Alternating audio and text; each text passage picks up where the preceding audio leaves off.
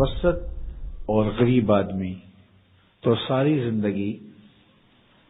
جس طرح کولو میں بیل جتا ہوا ہوتا ہے، کام کاج میں جتے رہتے ہیں اور کمائی کر کر کے لوگوں کی ضرورتیں ہی پوری کرتے رہتے ہیں۔ ایک بیٹی کی شادی کی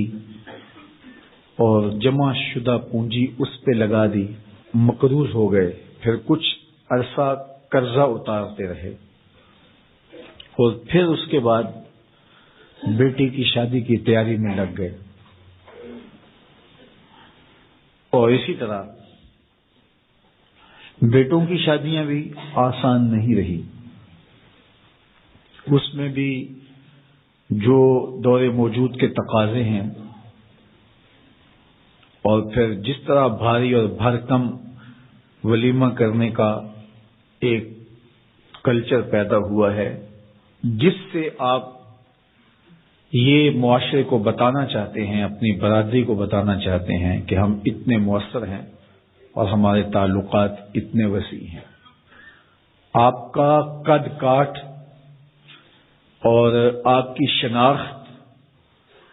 ولیمے کے حجم سے معلوم ہوگی، شادی کی تقریب کے بڑا اور چھوٹا ہونے سے پتہ چلے گا کہ کوئی شخص کتنا معاشرے کا باوقار شخص ہے، جبکہ ماضی میں کسی شخص کے کردار سے پتہ چلتا تھا وہ کیسا شخص ہے، کسی کے رویوں سے سمجھ آتی تھی کہ وہ کیسا شخص ہے، اس کے کیے ہوئے وعدے بتاتے تھے کہ وہ کیسا شخص ہے، اس کی زبان کی سچائی، اس کا طرز زندگی، اس کا انداز معاشرت، اس کا طرز وفا بتاتا تھا کہ وہ کیسا شخص ہے۔ لیکن آج چونکہ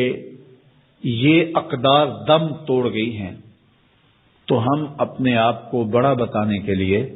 اور اپنی شناخت کروانے کے لیے ہم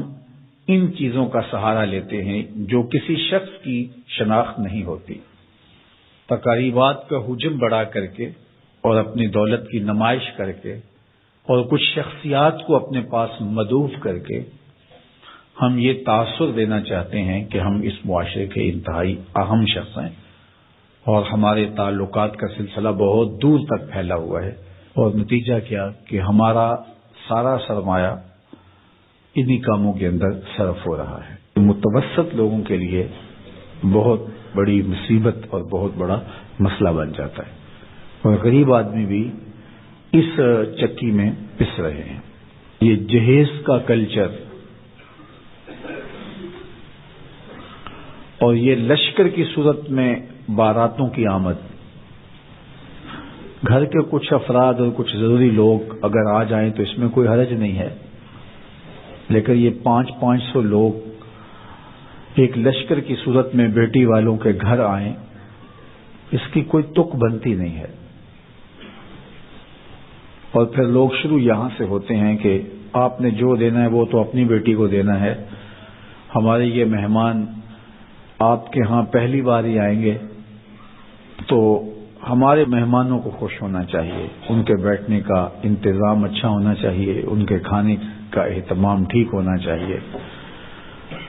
ہمارا تو بس یہی مطالبہ ہے۔ اور پھر وہاں سے راستہ کھلتا ہے اور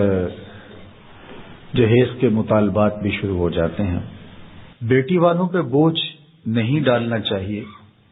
لیکن بیٹے والوں پہ بھی بوجھ نہیں ہونا چاہیے۔ جب کسی معاشرے میں نکاح مشکل ہو جاتا ہے تو اس معاشرے میں بدکاری پھیلتی ہے، اس لیے نکاح کو آسان بناؤ تاکہ بدکاری کی طرف رغبت اور آسانی نہ ہو۔ ہمیں سادگی کے ساتھ نکاح کرنے کی تلقین کی گئی ہے۔ فرمایا نکاح اعلانیہ کرو اور نکاح کو مسجدوں میں منعقد کرو، اور بہترین نکاح وہی ہے جس پہ اخراجات بہت تھوڑے اور کم آتے ہیں۔